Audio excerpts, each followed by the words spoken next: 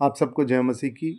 परमेश्वर का एक बार फिर से मैं धन्यवाद करता हूँ कि प्रभु ने बहुत लंबे समय के बाद हमें ये मौका दिया कि मैं आप लोगों के बीच में परमेश्वर का वचन लेके आने पाऊँ, और परमेश्वर ही अपनी दया और अपने अनुग्रह करता है।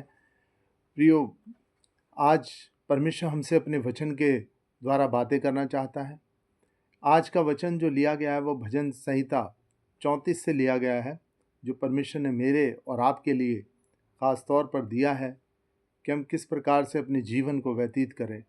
भजन 34 का 12 और 13 वचन। वह कौन मनुष्य है जो जीवन की इच्छा रखता और दीर्घायु चाहता है, ताकि भलाई देखे। अपनी जीभ को बुराई से रोक रख और अपने मुंह की चौकसी कर कि उससे छल की बात ना निकले। हाँ, वचन बताता है दाऊद का कि हमें अपनी जीभ की चौकसी करनी है। जीभ जीभ एक बहुत महत्वपूर्ण अंग है हमारे शरीर का, जो कि हमारे पूरे व्यक्तित्व को दर्शाता है, क्योंकि जीभ के थ्रू हम अपनी बातें एक दूसरे तक पहुंचाते हैं, और जीभ के थ्रू हम सारी जो आशीषें हैं उनको एक दूसरे को देते हैं, ताकि सामने वाला हमारा भाई और बहन आशीषित हो जाए। हम ढाढ़स और हिम्मत भी एक दूसरे को अपनी जीभ के द्वारा ही, वचनों के द्वारा हम एक दूसरे को भेंट स्वरूप करते हैं, ताकि सामने वाले को हिम्मत और ताकत मिलने पाए। जो जीभ का बहुत महत्व है। लेकिन प्रश्न ये उठता है कि सबसे पहले जीभ इस संसार में किसकी थी? मनुष्य से पहले। मनुष्य जब इस पृथ्वी पर नहीं था तो भी क्या जीभ थी? हाँ प्रियो, सबसे पहले जीभ का जो इस्तेमाल हुआ वह अदन की वाटिका से भी पहले, जब सृष्टि का निर्माण हुआ तब हुआ। और वो जीभ थी परमेश्वर की जीभ, जिसने परमेश्वर ने कहा उजाला हो तो उजाला हो गया।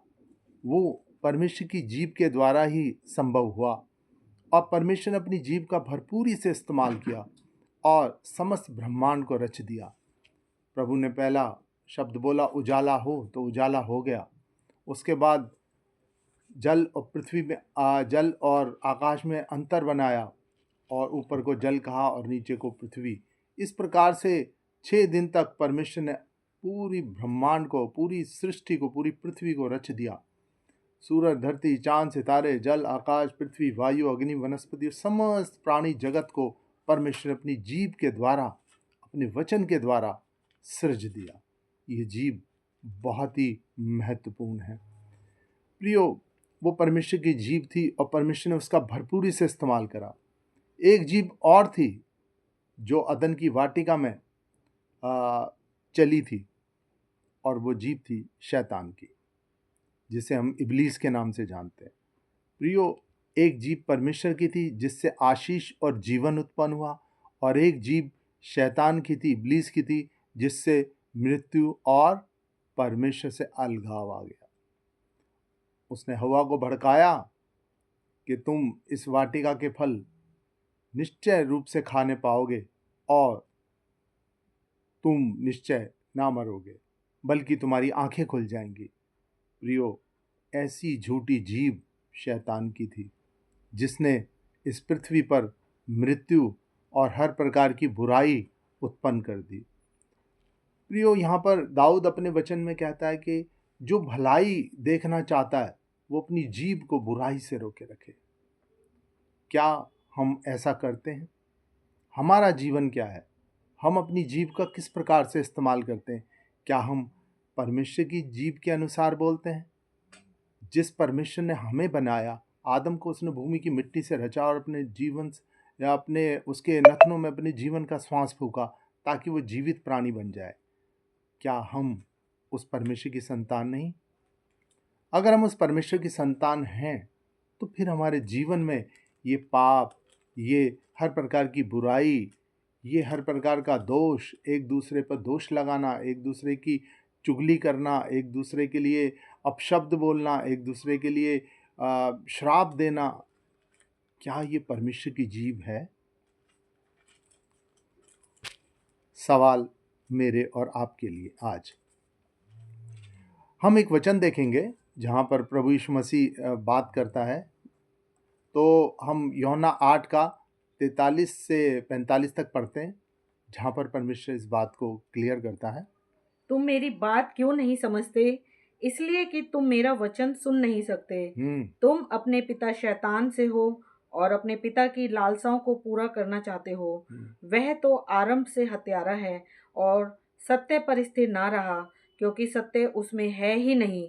जब वह झूठ बोलता तो अपने स्वभाव ही से बोलता है, क्योंकि वह झूठा है, वरन झूठ का पिता है। वरन झूठ का पिता है, शैतान। जैसा कि अभी हमने वचन में बताया था कि अदन की वाटिका में शैतान ने झूठ बोला, इब्लीस ने झूठ बोला और हव्वा ने उसकी बात मानकर उस वृक्ष का फल खाया जिसे परमेश्वर ने मना किया था। और अंजाम हम सब जानते हैं, पवित्र शास्त्र बताता है कि उनका परमेश्वर से अलगाव हो गया। वो एक छोटा सा झूठ कि तुम निश्चय ना मरोगे बल्कि परमेश्वर के समान हो जाओगे। उसने उस जीव का विश्वास किया जिस जीव ने उन्हें मृत्यु के वश में कर दिया, लेकिन उसने उस जीव का इनकार किया जिस जीव ने उन्हें जीवन दिया था। वो जीव थी परमेश्वर की और वो जीव थी शैतान की, इब्लीस की। और प्रभु यीशु मसीह का वचन हमें बताता है कि तुम मेरा वचन सुनते ही नहीं। एक बार दोबारा रिपीट कर देंगे, यूहन्ना 8 का 43, 44 और 45। तुम मेरी बात क्यों नहीं समझते? हाँ, तुम मेरी बात क्यों नहीं समझते? क्योंकि तुम मेरा वचन सुन नहीं सकते। तुम अपने पिता शैतान से हो और अपने पिता की लालसाओं को पूरा करना चाहते हो। वह तो आरंभ से हत्यारा है और सत्य पर स्थिर ना रहा, क्योंकि सत्य उसमें है ही नहीं। जब वह झूठ बोलता तो अपने स्वभाव ही से बोलता है, क्योंकि वह झूठा है, वरन झूठ का पिता है। वरन झूठ का पिता है। वो अपने स्वभाव से ही झूठ बोलता है, क्योंकि वो आरंभ से ही झूठा है, क्योंकि उसने अदन की वाटिका में झूठ बोला और आज वो संसार में भी झूठ बोल रहा है। प्रियो, हम कैसी जीभ इस्तेमाल करते हैं, ये हमारे पूरे चरित्र को कलंकित कर सकती है और आशीषित भी कर सकती है। प्रभु का वचन बताता है, तुम मेरा वचन सुनते ही नहीं, तुम मेरा वचन मानते ही नहीं। मैं तुम्हें अपनी जीभ देता हूँ। जीभ का इस्तेमाल प्रभु यीशु मसीह ने किया, जहाँ पर प्रभु ने सर्वप्रथम कहा उस स्त्री को, ऐ मेरी बेटी कुशल से चली जा, जा तेरे पाप क्षमा हुए। प्रभु ने इस्तेमाल करा अपनी जीभ का कि 4 दिन के मुर्दा लाजर को कब्र से जीवित बाहर निकाला। ए लाजर, तू कब्र से बाहर आ जा। ये प्रभु ने जीभ का इस्तेमाल करना सिखाया। जा तेरे पाप क्षमा हुए, मैं तुम्हें तू पापों से छुटकारा पाया। ये परमेश्वर ने दया की और अपनी क्षमा की जो जीभ इस्तेमाल करी, वो ही जीभ प्रभु ने हमें और आपको भी दी है। क्योंकि हम जैसे ही हमने यूहन्ना 3:16 का वचन हमें बताता है, परमेश्वर ने जगत से ऐसा प्रेम किया कि अपना इकलौता बेटा दे दिया ताकि जो कोई इस पर विश्वास करे वो अनंत जीवन पाए। हम जो प्रियो परमेश्वर पर विश्वास और ईमान रखते हैं, हम परमेश्वर की संतान ठहरे। और यूहन्ना 1:12 और 13 में परमेश्वर का वचन बताता है कि जितनों ने उसे ग्रहण किया उतनों को उसने परमेश्वर की संतान होने का अधिकार दे दिया। और 13वां में कहता है वो कि ना तो वो मनुष्य की इच्छा से, ना लहू से, ना मांस से, अपितु वो परमेश्वर की इच्छा से उत्पन्न हुए हैं। तो प्रियो, हम जो सब प्रभु यीशु मसीह पर विश्वास करते हैं, वो उसके वचन पर ईमान रखते हैं, हम सब परमेश्वर की संतान ठहरे, क्योंकि प्रभु ने हमें परमेश्वर से एक बार फिर से जोड़ दिया। प्रियो, हमें वो जीभ इस्तेमाल करनी चाहिए जो प्रभु यीशु मसीह की जीभ है, ना कि वो जीभ जो कि शैतान की जीभ है। लेकिन हम अपनी जीभ को किस प्रकार से इस्तेमाल करते हैं।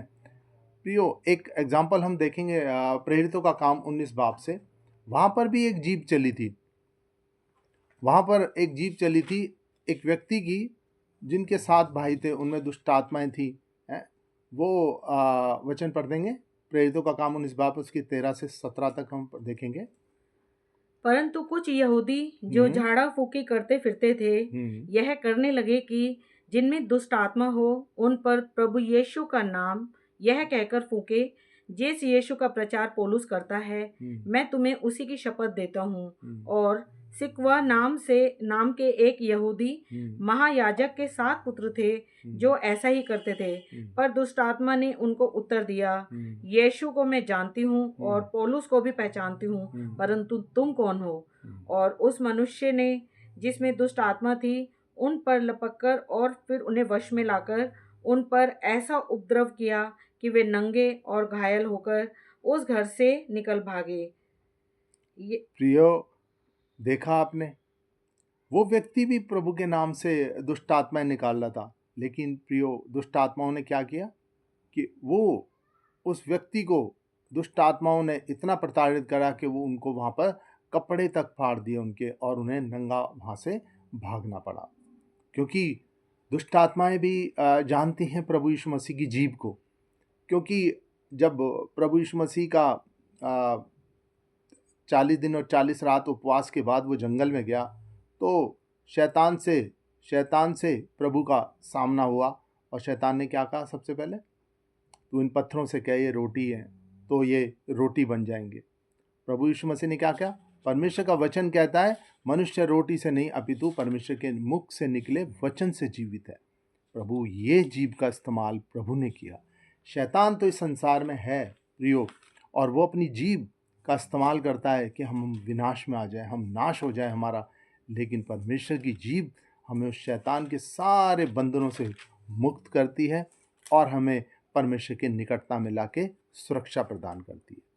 हमें कैसी जीभ इस्तेमाल करनी है परमेश्वर की अपने जीवन में? हम बहुत सी बातें करते हैं, हम झूठ बोल देते हैं, हम पाप करते हैं, हम किसी को भी श्राप देते हैं। परमेश्वर ऐसा नहीं करता। प्रियो, हमें ध्यान रखना है अपनी जीभ को जब भी हम इस्तेमाल करें तो परमेश्वर के वचन से, परमेश्वर के आचरण से, प्रभु यीशु मसीह की तरह से हमें अपनी जीभ को इस्तेमाल करना है। जहाँ पर उसने कहा, ए बेटी कुशल से चली जा, तेरे पाप क्षमा हो। और जब प्रभु क्रूस पर था तो उसने अपनी जीभ का इस्तेमाल करा, हे पिता इन्हें क्षमा कर, क्योंकि ये नहीं जानते ये क्या करते हैं। तो प्रभु के लिए हमें ऐसी जीभ इस्तेमाल करनी चाहिए। एक उदाहरण हम और देखेंगे, भजन 11:4। परमेश्वर अपने पवित्र भवन में है, परमेश्वर का सिंहासन स्वर्ग में है। उसकी आंखें मनुष्य के संतान को नित्य देखती रहती हैं और उसकी पलकें उनको जांचती हैं। उसकी पलकें, परमेश्वर की पलकें हमें जांचती रहती हैं, नित्य पृथ्वी पर लगी रहती हैं परमेश्वर की पलकें, परमेश्वर की आंखें धर्मियों पर। और अगर 5 में हम देखते, 5 पढ़ते हैं, यहोवा धर्मी को परखता है, परंतु वह उनसे जो दुष्ट हैं और उपद्रव से प्रीति रखते हैं अपनी आत्मा में घृणा करता है। अपनी आत्मा में घृणा करता है यहोवा परमेश्वर, क्योंकि वो धर्मियों को निरंतर देखता रहता है कि वो कैसी वाणी बोलते हैं, कैसी अपनी जीभ का इस्तेमाल करते हैं। तो प्रियो, परमेश्वर की आंखें निरंतर हम पर लगी हैं। हमें अपने जीवन से, अपनी जीभ से किस प्रकार के वचनों को बोलना है, ये बड़ी सावधानी की बात है। अगर हम 7 भी पढ़ते हैं, 11:7, तो वहाँ पर लिखा है, क्योंकि यहोवा धर्मी है, वह धर्म ही के कामों से प्रसन्न रहता है, धर्मी जन उसका दर्शन पाएंगे। यहोवा धर्मी है और वो धर्म के कामों से ही प्रसन्न रहता है। तो धर्म के काम क्या है? हम अपनी जीभ का अच्छे से इस्तेमाल करें, आशीषित वचन बोलें, किसी को भी बुरा और श्रापित ना करें। प्रभु इन सब बातों से क्रोधित होता है। प्रभु कहता है, मैं इन सब बातों से घृणा करता हूँ। अगर अगर भजन 12 का 3 और 4 भी हम देख सकते हैं, प्रभु सब चापलूस होठों को और उस जीभ को जिससे बड़ा बोल निकलता है काट डालेगा। वे कहते हैं, हम अपनी जीभ ही से जीतेंगे, हमारे होठ हमारे ही वश में है, हमारा प्रभु कौन है? बहुत से लोग इस संसार में हैं जो कहते हैं हम अपनी जीभ से जीतेंगे, हम छल की जीभ से जीतेंगे। प्रियो, परमेश्वर कहता है मैं उन होठों को काट डालूंगा। अब क्या करें? उसके लिए याकूब अगर 4 बाब उसकी 7 और 8वीं आयत पढ़ते हैं तो ये बात बिल्कुल क्लियर हो जाती है हमारे लिए कि परमेश्वर हमें कैसा बनाना चाहता है। याकूब 4 का 7 और 8 हम निकालें और वो वचन हम देखते हैं परमेश्वर हमसे किस प्रकार हमें इसलिए परमेश्वर के अधीन हो जाओ और परमेश्वर शैतान का सामना करो, शैतान तो वह तुम्हारे पास से भाग निकलेगा। तुम्हारे पास से भाग परमेश्वर निकले। के निकट आओ तो वह भी तुम्हारे निकट आएगा। हे पापियों, अपने हाथ शुद्ध करो, और हे दुचिते लोगों, अपने हृदय को पवित्र करो। हे, अगर तुम परमेश्वर के वचन को मानते हो तो परमेश्वर भी तुम्हारे चाहता है, परमेश्वर हमारे पास निकट आना, और वो कहता है यदि तुम मेरे वचन को बोलोगे तो शैतान तुम्हारे पास से भाग निकलेगा। और 8वें में हम देखते हैं कि परमेश्वर क्या कहता है अंत में, परमेश्वर के निकट आओ तो वह भी तुम्हारे निकट आएगा। हे पापियों, अपने हाथ शुद्ध करो, और हे दुचिते लोगों, अपने हृदय को पवित्र करो। और 9वां और 10वां भी पढ़ दें। दुखी हो और शोक करो और रो, तुम्हारी हंसी शोक में और तुम्हारा आनंद उदासी में बदल जाए। प्रभु के सामने दीन बनो तो वह तुम्हें शिरोमणि बनाएगा। परमेश्वर कहता है दीन बनो और शोकित हो, अपनी जीव को परमेश्वर के लिए इस्तेमाल करो। अगर आपसे भूल हुई है तो उसके लिए पश्चाताप करो, रो और परमेश्वर से क्षमा मांगो। और अगर हम ऐसा करते हैं तो परमेश्वर का वचन बताता है 10 में क्या लिखता है वो, प्रभु के सामने दीन बनो तो वह तुम्हें शिरोमणि बनाएगा। परमेश्वर के सामने यदि हम दीन बनते हैं प्रियो, हम अपनी जीभ से परमेश्वर का अंगीकार करते हैं, अपने पश्चाताप करते हैं, तो वो हमें शिरोमणि बना देता है। प्रभु अपने कलाम पर पढ़े और सुने जाने पर बहुतायत से आशीष दे। आमीन। सबको जय मसीह।